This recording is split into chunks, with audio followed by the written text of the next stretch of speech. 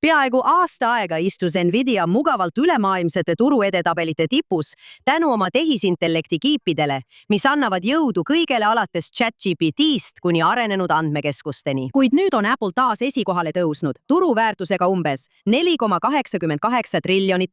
Möödudes Nvidia $4,86 triljoni suurusest turuväärtusest pärast seda, kui kiibitootja aktsiad langesid. See pööre tähistab olulist muutust investorite meeleolus. Aastaid kritiseeriti Apple'i tehisintellekti võidujooksus mahajäämise eest. Eriti kuna konkurendid investeerisid miljardeid suurte keelemudelite arendamisse. Kuid nüüd usuvad investorid, et Apple'i tugevus peitub hoopis mujal. Selle asemel, et ehitada kõige suuremaid tehisintellekti mudeleid, eeldatakse, et Apple hakkab tehisintellektist tulu teenima oma tohutu iPhone'ide, teenuste ja riistvara uuenduste ökosüsteemi kaudu. Selle äsja uuendatud Siri, mis avalikustati eelmisel kuul, on loodud muutuma palju intelligentsemaks ja isikupärasemaks, kasutades rikkalikku andmestikku, mis on juba turvaliselt kasutajate seadmetes salvestatud. Ja kuigi Apple on taas tipus, ütlevad analüütikud, et see pole sugugi Nvidia loo lõpp. Ettevõte domineerib endiselt tehisintellekti infrastruktuuri turul. Selle graafika protsessorid annavad jõudu suurele osale tänasest generatiivse tehisintellekti buumist. Eksperdid ütlevad hoopis, et laiem pilt on see,